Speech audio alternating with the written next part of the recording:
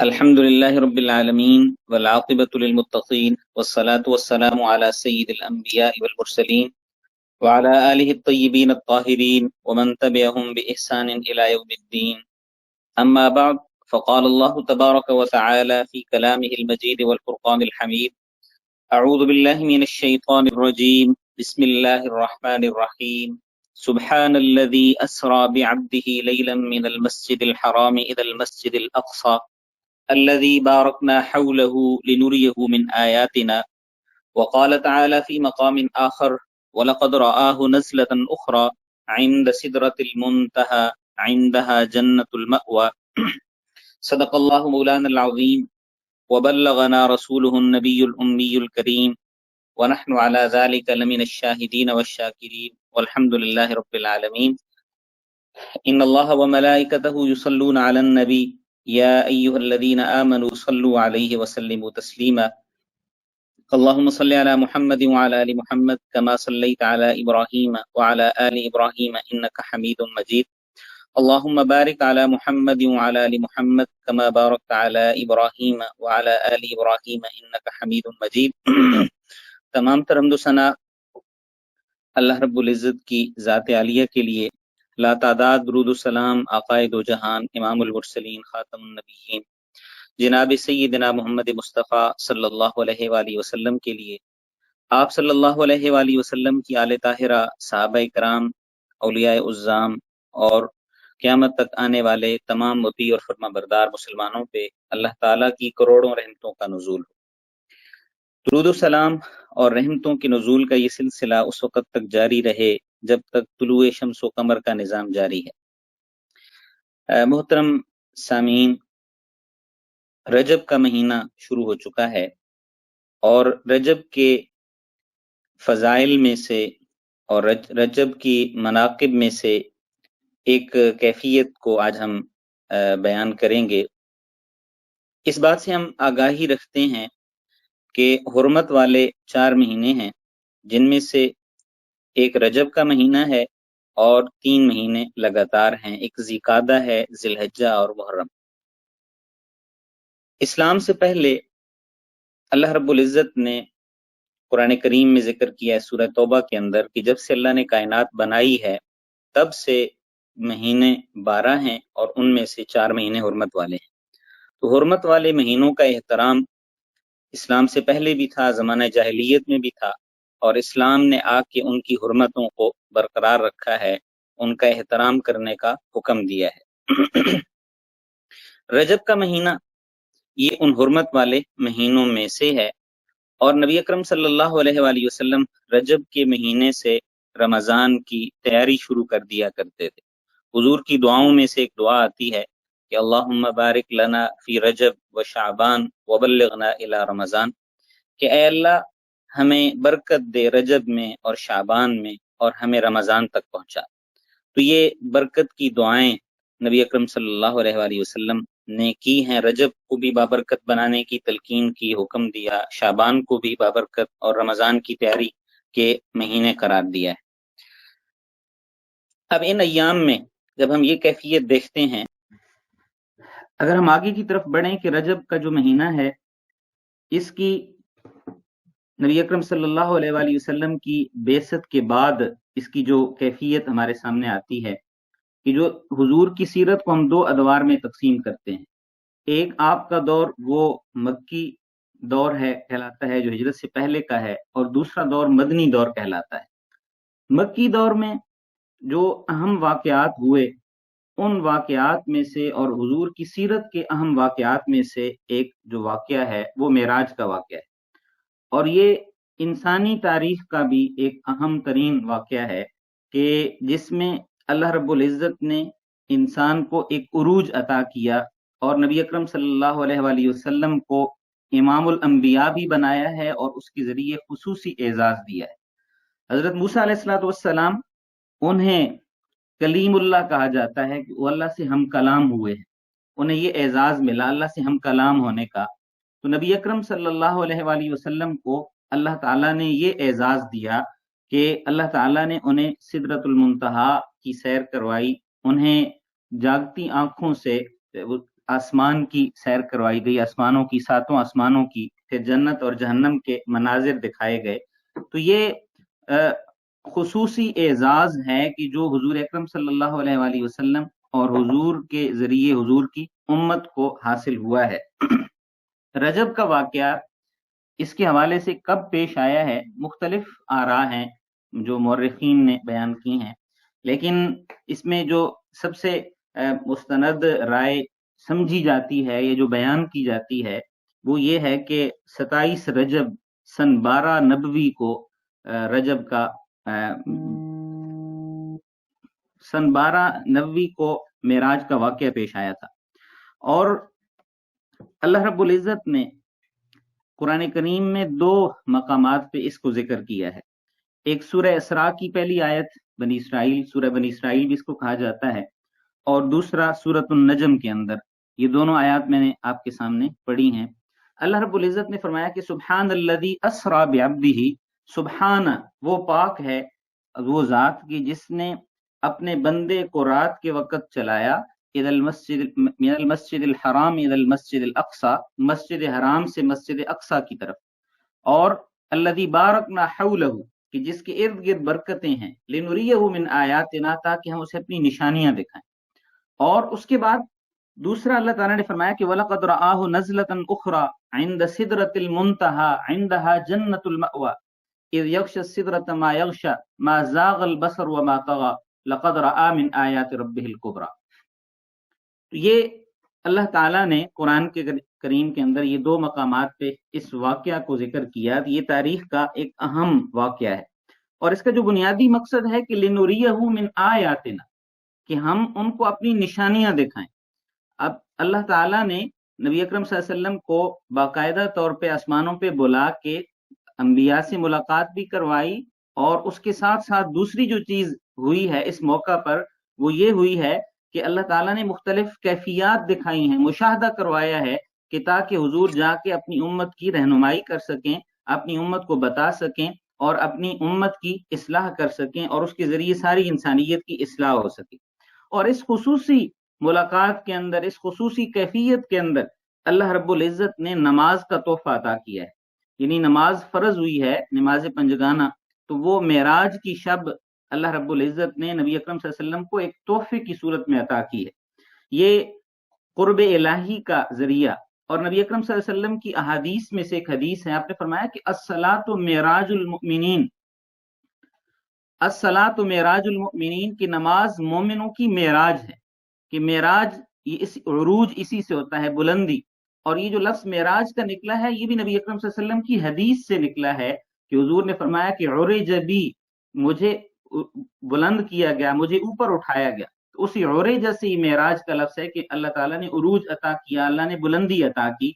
तो अस्सलातु मेराजुल मुमिनीन कि जिस तरह मेराज की शब नबी अकरम सल्लल्लाहु अलैहि वसल्लम को उरूज हासिल हुआ और उनके जरिए इंसानियत को उरूज हासिल हुआ, तो मोमिनीन भी अगर उरूज हासिल करना चाहते हैं तो वो नमाज के जरिए उरूज हासिल कर सकते हैं, अल्लाह का कुर्ब हासिल कर सकते हैं। तो ये अल्लाह रब्बुल इज़्ज़त ने उसका एक तरीका बताया है कि नमाज के जरिए। और अल्लाह ताला ने हमें बाकायदा हुक्म भी दिया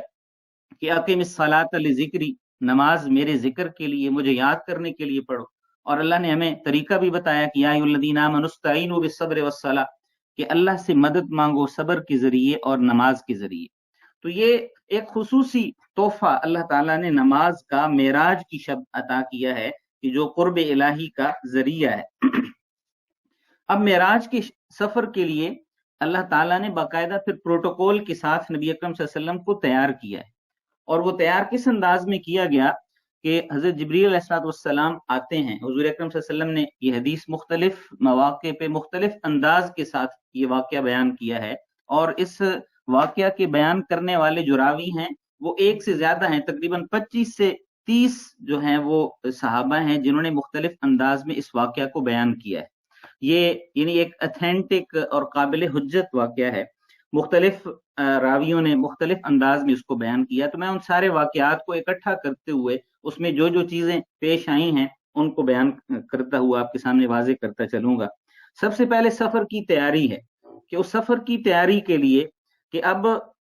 आसमानों का सफर है, एक लंबा सफर है, तो उसके लिए अल्लाह रब्बुल इज्जत ने तैयार करने के लिए हज़रत जिब्रील अलैहिस्सलाम को भेजा। और नबी अकरम सल्लल्लाहु अलैहि वसल्लम बताते हैं कि मुझे घर से उठा के जिब्रील अलैहिस्सलाम बाहर जो है वो लेके आए हैं मस्जिद हराम के पास, खाना काबा के पास, और फिर सीना मुबारक हुजूर का चाक किया गया और हुजूर का कल्ब अथर निकाला गया और उसको जमजम के साथ धोया गया। और हुजूर फरमाते हैं कि एक सोने का थाल था, वो सोने का थाल वो हिकमत से भरा हुआ था, तो उसमें मेरा जो है वो दिल रखा गया और जो है वो जमजम से मेरे सीने को धोया गया। फिर उस उसके अंदर जो हिकमत थी, जो ईमान था, वो सारे का सारा अल्लाह ताला ने अल्लाह के हुक्म से हज़रत जिब्रील अलैहिस्सलाम ने मेरे सीने में रखा और सीने को जो है वो बंद कर दिया, सिलाई कर दी। ये जो शक्क सदर का वाकया है, सीना चीरने का वाकया है, ये भी 2 दफा हुजूर की सीरत में पेश आया है। पहला वाकया तो जब हुजूर बचपन में थे, दाई हलीमा के पास थे, 4 साल हुजूर की उम्र हो चुकी थी, तो उस वक्त ये वाकया पेश आया था। और दाई हलीमा जब 4 साल के हुजूर हुए थे तो वो लाई थी, वालदा से मिला के फिर इसरार करके साथ ले गई थी हुजूर को कि हम उन्हें अपने पास रखेंगे। लेकिन फिर कुछ दिनों के बाद वो वापस लेके उन्हें आई हैं और वापस लाने का सबब जो बताया है कि मुझे इनके बारे में डर है। तो हजरत आमना ने उस मौका पर ये कहा था कि आपने क्या देखा है कि जिसको आप बयान कर रही हैं। तो हजरत हलीमा ने उस मौका पर ये कहा था कि ये एक दिन अपने भाई के साथ बाहर, घर के बाहर बकरियां चरा रहे थे कि 2 बंदे आए और वो इनको ले गए, और इनका भाई बता रहा था कि उन्होंने इनका जो है वो लिटाया है, इनकी सर्जरी की, इनका सीना चाक किया, इनका दिल निकाला और जो है वो फिर कोई चीज डाल के इनका सीना बंद कर दिया। तो हम डर गए और इस वजह से हम बच्चे को वापस ले आए हैं कि ताकि इन्हें कोई नुकसान न पहुंचा दे। तो ये शक के सदर का, हुजूर का सीना जो है वो खोलने का ये पहला वाकया था। और दूसरा वाकया ये मेराज की शब पेश आया है कि हुजूर को जो है वो अल्लाह ताला ने इस अंदाज में तैयार किया और उसके बाद फिर सवारी लाई गई, और उस सवारी को बुराक कहा जाता है कि जिसकी साख्त वो जो है वो घोड़े से थोड़ी कम और गधे से थोड़ी ज्यादा, एक खच्चर की जैसे उसकी साख्त थी। तो उसकी जो स्पीड की कैफियत थी कि जहां तक निगाह जाती थी वहां उसका कदम पड़ता था। इन्हें अल्लाह ताला ने वो सवारी भेजी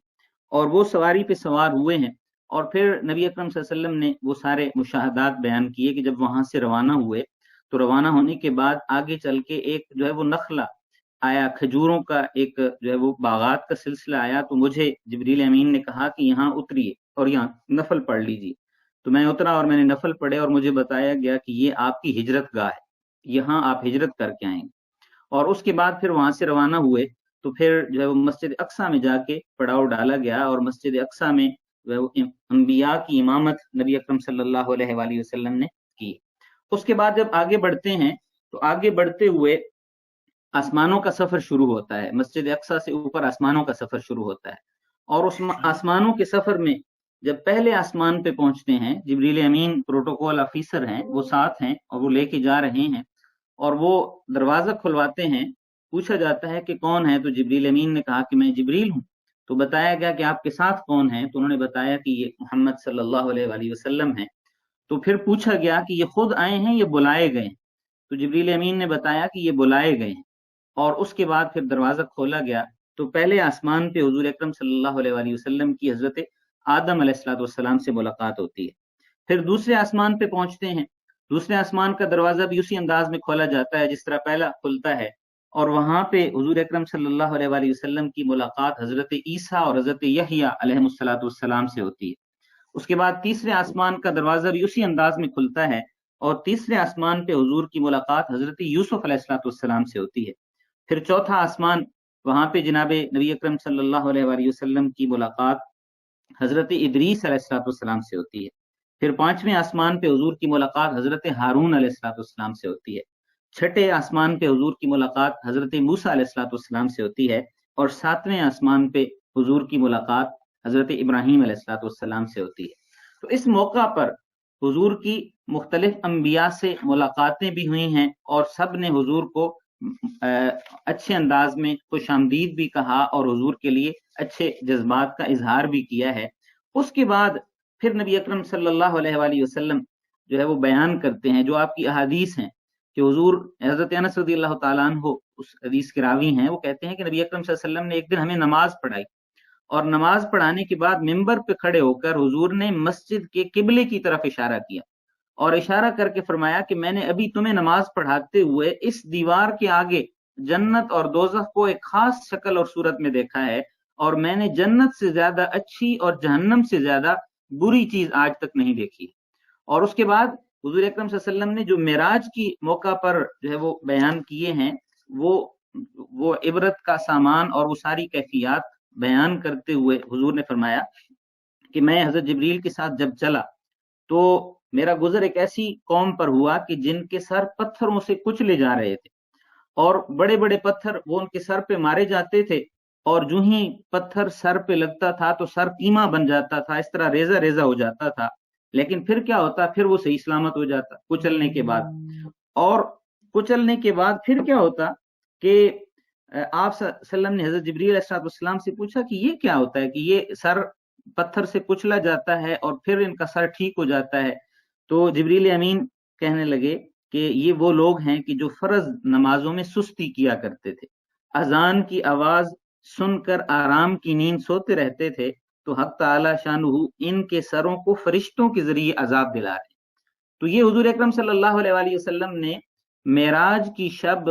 यानी बेनमाजियों को देखा कि जो नमाज में सुस्ती करते हैं, जो नमाज नहीं पढ़ते हैं, नमाज को अहमियत नहीं देते हैं। तो इसलिए सबसे पहले आपको ये मंजर दिखाया गया कि नमाज का तोहफा भी, नमाज भी उसी मौका पर फर्ज हो रही है, लेकिन पहले ये चीज तमसीली अंदाज में समझाई जा रही है, बताई जा रही है कि आप देख लें कि अगर नमाज नहीं पढ़ेंगे और नमाज में सुस्ती करेंगे, काहली करेंगे, तो ये अंजाम होगा कि जिस जिस जिस जिस अंजाम से ये लोग गुजर रहे हैं। फिर दूसरे हुजूर आगे बढ़ते हैं और आप देखते हैं कि कुछ ऐसे लोग हैं कि जिन्होंने अपने सर पर चीथड़े लपेटे हुए हैं, चीथड़े फटे हुए कपड़े, फटे पुराने कपड़े वो लपेटे हुए हैं अपने सर पर, और वो जानवरों की तरह चल रहे हैं और जहन्नम के पत्थर खा रहे हैं, यानी उनकी जो खुराक है वो जहन्नम के पत्थर हैं जिन्हें वो खा रहे हैं। तो हुजूर ने पूछा कि ये कौन लोग हैं, तो बताया गया कि ये वो लोग हैं कि जो अपने माल की ज़कात अदा नहीं करते, यानी जो ज़कात अदा नहीं करते थे तो उनकी मिसाल जो है वो जानवरों की तरह क़यामत वाले दिन होगी, और वो जहन्नम के पत्थर खाएंगे, जहन्नम का ईंधन भी बनेंगे। और उसके साथ साथ उनकी कैफियत क्या होगी कि वो रुपया पैसा जो जमा कर करके रखते थे, तो वो उनके लिए आराइश व ज़िबाइश का जरिया नहीं बनेगा, बल्कि वो फटे पुराने कपड़े की तरह वो अपने सर पे लपेटे हुए होंगे और अपने सरों को उन्होंने ढांपा हुआ होगा। फिर उसके बाद हुजूर अकरम सल्लल्लाहु अलैहि वसल्लम बताते हैं कि फिर जब उससे आगे बढ़े तो आगे बढ़ के हमने देखा कि एक ऐसा शख्स है कि जिसने लकड़ियों का एक बड़ा सा गट्ठा बांधा हुआ है, एक उसने पूरा गट्ठा एक उठाया हुआ है लकड़ियों का और उसको बांधा हुआ है, और वो उसको उठा के अपने सर पे रखना चाहता है, लेकिन वो उससे उठता नहीं है। फिर जो है वो फिर भी क्या करता है कि वो अब एक गट्ठा उसकी ताकत से ज्यादा है, उसको उठा के सर पे नहीं रख सकता, तो वो करता क्या है कि उस गट्ठे के अंदर दो लकड़ियां और रखता है, यानी बजाय इसके कि वो वजन कम करे वो वजन मजीद बढ़ाता है, मजीद उसके अंदर जो है वो बोझ डाल रहा है। तो हुजूर अकरम सल्लल्लाहु अलैहि वसल्लम ने पूछा हजरत जिब्रील से कि ये बोझ उठाने वाला कौन है। तो जिब्रील अमीन कहने लगे कि ये वो शख्स है कि जो लोगों की अमानतें अपने पास रख कर उनमें खयानत करता है, यानी पहले लोगों की अमानतें अपने पास रखी हुई हैं और उनमें खयानत करता है, और पहली अमानतें वापस करने के बजाय वो मजीद अमानतें यानी अमानतों का बोझ वो अपने पास जमा करता चला जा रहा है और मजीद अमानतें रखता चला जा रहा है। तो ये अमानत में खयानत करना है, अमानत में खयानत करने का ये वबाल की क्या नबी अकरम सल्लल्लाहु अलैहि वसल्लम को तमसीली अंदाज में ये मुशाहदा करवाया गया कि जो लोग अमानत में खयानत करते हैं और जो बोझ उठाने के वो ताकत नहीं रखते, उसके मुकल्लफ नहीं हैं, वो फिर भी लालच में आके वो बोझ उठाते हैं, तो वो क़यामत वाले दिन एक अजाब का उनका जरिया बनेगा। उसके बाद नबी अकरम सल्लल्लाहु अलैहि वसल्लम आगे बढ़ते हैं और हज़रत जिब्रील हुजूर के साथ हैं। हुजूर देखते हैं कि एक गिरोह है, उनके सामने दस्तरखान बिछा हुआ है, और उस दस्तरखान की कैफियत क्या है कि उसमें हलाल और पाकीज़ा गोश्त भी रखा हुआ है, और दूसरा दस्तरखान है उस पे सड़ा हुआ और बदबूदार किस्म का गोश्त उसके ऊपर पड़ा हुआ है। तो वो लोग हलाल गोश्त को छोड़कर हराम और सड़ा हुआ गोश्त खा रहे हैं। तो नबी अकरम सल्लल्लाहु अलैहि वसल्लम ने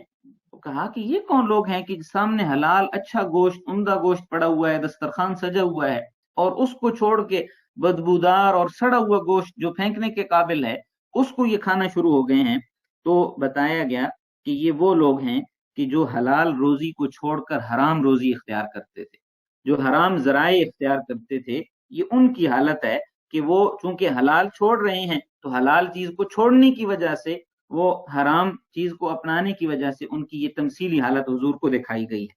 اس کے بعد پھر نبی اکرم صلی اللہ علیہ وآلہ وسلم آگے بڑھتے ہیں، اور آگے آپ دیکھتے ہیں کہ کچھ لوگ ہیں کہ جن کے پیٹ کوٹڑیوں کی طرح، جو چھوٹا کمرہ ہوتا ہے، بڑا کمرہ نہیں، چھوٹے کمرے کی طرح بڑے بڑے ان کے پیٹ ہیں، اور وہ ایسے ہیں کہ جیسے شیشہ ہوتا ہے، شیشے سے اندر چیز نظر آ رہی ہوتی ہے، تو وہ شیشے کی کوٹڑیوں کی طرح ان کے بڑے پیٹ ہیں اور اندر نظر آ رہا ہے، اور ان کے پیٹوں میں کیا چیز ہے کہ سانپ اور بچھو ہیں۔ جب ان میں سے کوئی اٹھنا چاہتا ہے تو وہ ان کا پیٹ بڑا ہے اور وہ بھرا ہوا ہے تو وہ گر جاتے ہیں۔ تو حضور اکرم صلی اللہ علیہ وسلم نے پوچھا کہ یہ کون لوگ ہیں؟ تو حضور اکرم صلی اللہ علیہ وآلہ وسلم کو بتایا جاتا ہے کہ یہ سود کھانے والوں کی مثال ہے۔ یہ دیکھیے، ایک ایک چیز اس کو ہم دیکھتے چلے جائیں کہ ایک ایک چیز کی کتنی زیادہ جو ہے وہ بے برکتیاں ہیں، یا ایک کام میں صرف احتیاط نہ کرنے کے کتنے زیادہ نقصانات ہیں۔ اس کے بعد پھر نبی اکرم صلی اللہ علیہ وآلہ وسلم آگے بڑھتے ہیں، اور آپ دیکھتے ہیں کہ ایک چھوٹا سا پتھر ہے اور اس سے ایک بڑا سا بیل نکلتا ہے۔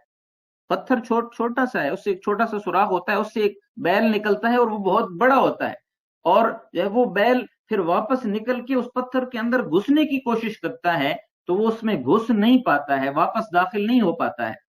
تو پوچھا گیا کہ یہ کیا چیز ہے، یہ میں نے کیا منظر دیکھا ہے؟ تو یہ بتایا گیا کہ کچھ لوگ ایسے ہیں کہ جو بغیر سوچے سمجھے بات کر دیتے ہیں، اور جب وہ بغیر سوچے سمجھے الفاظ نکالتے ہیں تو بغیر سوچے سمجھے الفاظ کو وہ واپس لینا چاہتے ہیں لیکن واپس لے نہیں سکتے ہیں۔ یہ ان کی کیفیت ہے، یعنی یہ امت کے وہ لوگ ہیں، یہ انسانیت میں سے وہ لوگ ہیں کہ جو بغیر سوچے سمجھے بولتے ہیں۔ اور بغیر سوچے سمجھے بولنے کی نحوست کیا ہے کہ وہ چونکہ بغیر سوچے سمجھے بول دیتے ہیں، اپنے الفاظ کا انہیں پتہ نہیں ہوتا کہ ان الفاظ کے اثرات کیا ہوں گے، ان کے فوائد کیا ہیں، ان کے نقصانات کیا ہیں، تو یہ بول دیتے ہیں، بولنے کے بعد پتہ چلتا ہے کہ میں تو غلط بول گیا ہوں، میرے الفاظ ٹھیک نہیں تھے، میرے الفاظ کے چناؤ ٹھیک نہیں تھا، یا اس کا مفہوم یہ بھی نکل سکتا ہے، اور پھر انسان کوشش کرتا ہے کہ میرے الفاظ واپس آ جائیں، تو وہ الفاظ واپس نہیں آتے۔ تو حضور اکرم صلی اللہ علیہ وآلہ وسلم کو معراج کی شب یہ منظر دکھایا گیا تمثیلی انداز میں کہ جیسے ایک چھوٹا پتھر اور چھوٹے پتھر سے ایک بڑا سا بیل نکلے اور پھر وہ بیل اس پتھر کے اندر واپس نہیں جا سکتا، تو اسی طرح منہ سے جو الفاظ نکل جاتے ہیں وہ دوبارہ انسان جتنی بھی کوشش کر سکے کر لے، وہ واپس نہیں جاتے ہیں۔ اسی لیے بنا پر اس پہ بہت زیادہ تاکید کی گئی ہے۔ نبی اکرم صلی اللہ علیہ وسلم نے ایک حدیث میں بیان کیا، تمثیلی انداز میں بیان کیا کہ جب انسان صبح کرتا ہے تو انسان کے سارے اعضاء وہ زبان کے آگے ہاتھ جوڑتے ہیں، اور وہ اس کو ہاتھ جوڑ کے کہتے ہیں کہ اگر تم ٹھیک رہی تو ہم بھی ٹھیک رہیں گے، اور اگر تم میں خرابی آئی تو پھر ہم میں بھی خرابی آ جائے گی، اور اس میں پھر اسے کہتے ہیں کہ تم اللہ سے ڈرو اور ہمارے بارے میں اللہ سے ڈرنا اور اپنے آپ کو درست استعمال کرنا۔ تو یہ زبان کا جو ہے وہ استعمال اور بغیر سوچے سمجھے جو زبان کا استعمال ہے، یہ انسان کے لیے وبال بنتا ہے، ہلاکت بنتا ہے، بربادی کا ذریعہ بنتا ہے۔ اس کے بعد پھر نبی اکرم صلی اللہ علیہ وآلہ وسلم مزید آگے بڑھتے ہیں، تو آپ دیکھتے ہیں کہ کچھ لوگ ہیں کہ جن کے ناخن تانبے کے ہیں، یعنی ناخن جو ہیں وہ یہ اس طرح نہیں ہیں بلکہ تانبے کے ان کے ناخن ہیں، تانبے کی دھات کے ان کے ناخن بنے ہوئے ہیں، اور وہ ان کے ساتھ اپنا منہ نوچ رہے ہیں، اپنا چہرہ نوچ رہے ہیں، اپنا چہرہ نوچ کے وہ کیا کر رہے ہیں، یعنی اس سے گوشت اتار رہے ہیں اور وہ اپنے سینوں کو نوچ رہے ہیں۔ روایت میں دونوں چیزیں آتی ہیں کہ سینے نوچ رہے ہیں اور اپنے چہرے جو ہیں وہ نوچ رہے ہیں۔ تو پوچھا گیا کہ یہ کون لوگ ہیں کہ جو اپنے آپ کو اذیت پہنچا رہے ہیں، اپنا چہرہ زخمی کر رہے ہیں، اپنا سینہ زخمی کر رہے ہیں؟ تو بتایا گیا کہ یہ غیبت کرنے والے لوگ ہیں، کہ یہ آج غیبت کی جب سزا بھگت رہے ہیں تو یہ اس وجہ سے، یہ اس کیفیت کے اندر ہیں، یہ چاہتے ہیں کہ اے کاش ہم نے غیبت نہ کی ہوتی، اے کاش ہم نے وہ اللہ کی نافرمانی اس انداز میں نہ کی ہوتی۔ تو یہ پچھتاوے کی آگ میں جل رہے ہیں اور یہ اپنے آپ ہی کو نوچ رہے ہیں، چونکہ غیبت کرنے والا قرآن میں بھی اللہ تعالیٰ نے یہ ذکر کیا ہے، فرمایا ہے، بتایا ہے کہ جو غیبت کرتا ہے وہ ایسے ہے گویا کہ وہ اپنے مردہ بھائی کا گوشت کھا رہا ہے، یعنی مردہ بھائی کا گوشت کھانے کے مترادف قرار دیا گیا۔ تو مردہ بھائی کا گوشت کھانا، وہ انسان اپنے بھائی کا ہی گویا کہ گوشت کھا رہا ہے۔ تو اس بنا پر یہ چیز بتائی گئی، یہ چیز سمجھائی گئی تمثیلی انداز میں کہ جو لوگ یہ کام کرتے ہیں پھر وہ قیامت والے دن پچھتائیں گے، اور انہیں پھر پچھتاوے کے علاوہ کوئی چیز حاصل نہیں ہوگی۔ اس کے بعد پھر نبی اکرم صلی اللہ علیہ وآلہ وسلم مزید آگے بڑھتے ہیں، اور آپ نے دیکھا کہ کچھ لوگ ہیں کہ جن کی ہونٹ اور جن کی زبان آگ کی کینچی کے ساتھ کاٹے جا رہے ہیں، یعنی آگ کی کینچی ہے اور اس سے ان کی زبانیں بھی کاٹی جا رہی ہیں اور ان کے ہونٹ بھی کاٹے جا رہے ہیں۔ تو حضور نے پوچھا کہ یہ کون لوگ ہیں کہ جن کی زبانیں اور جن کے ہونٹ جو ہیں وہ کینچی، اور وہ بھی کینچی بھی آگ کی ہے جس سے کاٹا جا رہا ہے۔ تو بتایا گیا کہ یہ وہ واعظین ہیں کہ جو لوگوں کو گمراہ کیا کرتے تھے، یعنی وہ لوگ کہ جو بجائے اس کے کہ لوگوں کی درست رہنمائی کریں، وہ لوگ کہ جو انسانیت کو سیدھے راستے کی طرف لائیں۔ دیکھیے ایک بہت بڑا اعزاز بھی ہے لیکن بہت بڑی ذمہ داری بھی ہے کہ اپنی اس ذمہ داری کو جو لوگ ادا نہیں کرتے ہیں تو نتیجہ کیا نکلتا ہے قیامت والے دن کی جو لوگوں میں کو گمراہ کرنے کا ذریعہ بنتے ہیں، سبب بنتے ہیں، تو گمراہی میں ڈالنے والے واعظ، ان کا انجام یہ ہوگا کہ وہ اپنے ان کے ہونٹ اور ان کی زبانیں وہ کاٹی جا رہی ہوں گی آگ کی کینچی کے ساتھ۔ پھر اس کے بعد نبی اکرم صلی اللہ علیہ وآلہ وسلم مزید آگے بڑھتے ہیں، اور آپ نے پھر ایک اور مشاہدہ کیا، اور وہ مشاہدہ کیا تھا کہ حضور نے دیکھا کہ کچھ لوگوں کے چہرے بگڑ چکے ہیں، اور بگڑ کے وہ خنزیر کی طرح ان کے چہرے ہو گئے ہیں، اور ان کی جو زبانیں ہیں وہ ان کے نیچے سے ہو کے ان کی پشت کے ساتھ لگی ہوئی ہیں، یعنی ان کی زبانوں کو کھینچ کے ان کی پشت کے ساتھ باندھ دیے گئے، اتنی لمبی زبانیں، تو وہ ان کی پشت کے ساتھ چہرے بگڑ چکے ہیں۔ تو پوچھا گیا کہ یہ کون سے لوگ ہیں کہ جو یہ عذاب کا شکار ہیں؟ تو حضور اکرم صلی اللہ علیہ وآلہ وسلم کو بتایا گیا کہ یہ وہ لوگ ہیں کہ جو جھوٹی گواہیاں دیتے تھے، یعنی جو لوگ جھوٹی گواہیاں دیتے تھے تو ان کی جھوٹی گواہیوں کی نحوست یہ ہے کہ ان کے چہرے بگڑ چکے ہیں، اور وہ جو زبان جھوٹی گواہی دینے میں استعمال کرتے تھے تو وہی زبان کھینچ کے ان کی پشت کے ساتھ باندھ دی گئی۔ اس کے بعد نبی اکرم صلی اللہ علیہ وآلہ وسلم مزید آگے بڑھتے ہیں، تو آپ نے دیکھا کہ کچھ لوگ آگ کے اندر جل رہے ہیں۔ تو پوچھا کہ یہ کون لوگ ہیں کہ جو آگ کے اندر جل رہے ہیں، جیسے کوئی چیز بھونی جا رہی ہوتی ہے، یہ بھونے جا رہے ہیں۔ تو حضور کو بتایا گیا کہ یہ نافرمان اولاد ہے، کہ نافرمان اولاد آگ میں جلنے کا عذاب چکھ رہی ہے۔ پھر نبی اکرم صلی اللہ علیہ وآلہ وسلم نے ایک اور مشاہدہ کیا جو ایک حدیث میں آتا ہے۔ حضور نے دیکھا کہ کچھ لوگ ہیں کہ ان کے ہونٹ جو ہیں وہ اونٹ کی طرح ہیں، جیسے اونٹ کے ہونٹ ہوتے ہیں بڑے بڑے، اس طرح ان کے ہونٹ ہیں، اور وہ اپنے منہ میں پتھروں جیسے انگارے کھا رہے ہیں۔ انگارے یعنی آگ کی جو الاؤ میں انگارے ہوتے ہیں وہ اپنے منہ میں ڈال رہے ہیں اور کھا رہے ہیں، اور وہ ان کے ادھر سے منہ میں ڈالتے ہیں، ادھر سے پاخانے کے راستے وہ ان کے انگارے باہر بھی نکل رہے ہیں۔ تو پوچھا گیا کہ یہ کون لوگ ہیں؟ تو بتایا گیا کہ یہ یتیموں کا مال کھانے والے لوگ تھے۔ تو حضرات گرامی، یہ 11 قسم کے مشاہدات ہیں کہ جو نبی اکرم صلی اللہ علیہ وآلہ وسلم نے کیے ہیں اور آپ نے اپنی امت کو بتائے ہیں، اور ان مشاہدات کو جو ہے وہ مختلف احادیث کے اندر بیان کیا گیا ہے۔ یہ جو مشاہدات میں نے آپ کے سامنے بیان کیے، مختلف احادیث سے ان سب کو اکٹھا کر کے حکیم الامت مولانا اشرف علی تھانوی رحمہ اللہ نے اپنی کتاب نشر الطیب فی ذکر النبی الحبیب میں انہوں نے جمع کی ہیں، اور یہ احادیث کی مختلف کتاب طبرانی میں، ابو داود میں، ترمذی میں یہ سارے مشاہدات بیان کیے گئے ہیں۔ اب دیکھیے کہ یہ جو مشاہدات ہیں یہ تمثیلی انداز میں، اب دیکھیے ایک تو یہ ہے کہ نبی اکرم صلی اللہ علیہ وآلہ وسلم کو معراج کروائی جا رہی ہے، ایک اعزاز دیا جا رہا ہے، خالق کائنات کے ساتھ ملاقات اور ہم کلام ہونے کا اعزاز حاصل ہو رہا ہے، خصوصی تحفہ نماز کی صورت میں مل رہا ہے، لیکن اس موقع پر بھی یہ مشاہدات اس لیے کروائے گئے کہ تاکہ جو ہے وہ ایک عبرت کی کیفیت حضور جائیں اور اپنی امت کی رہنمائی کریں اور انہیں بتائیں کہ یہ اعزاز بھی ہے، امتی ہونے کا اعزاز بھی ہے، آخری نبی کے کلمہ گو ہونے کا بھی اعزاز ہے، اور اس کی ذمہ داری بھی ہے کہ اگر اپنی عملی کیفیت ٹھیک نہ رکھی، اپنے معاملات کی کیفیت ٹھیک نہ رکھی، حقوق العباد کی کیفیت ٹھیک نہ رکھی، حقوق اللہ کی کیفیت ٹھیک نہ رکھی، تو پھر یہ ہوگا کہ کل قیامت والے دن پچھتاوے کا जो है वो एहसास गालिब होगा और वो पछतावे होंगे, और सिवाय पछतावे के फिर इंसान को कुछ हासिल नहीं होगा। अब ये आप देखिए कि नमाज में सुस्ती करना ये कितना बड़ा जुर्म है, या उसकी कितनी बड़ी सजा है कि जो नबी अकरम सल्लल्लाहु अलैहि वसल्लम को दिखाई गई। इसी तरह ज़कात अदा न करना, इसका भी कितना बड़ा जो है वो तावान भुगतना पड़ा जिन लोगों ने अदा नहीं की। इसी तरह अमानत में खयानत करना, क्योंकि डायरेक्टली ये हुकूकुल इबाद से मुताल्लिक है। फिर इसी तरह वो हलाल छोड़ के हराम खाना। अब इसमें फिर मजीद वजाहतें भी मुफस्सिरीन ने की हैं कि हलाल छोड़ के हराम खाने से मुराद वो सिर्फ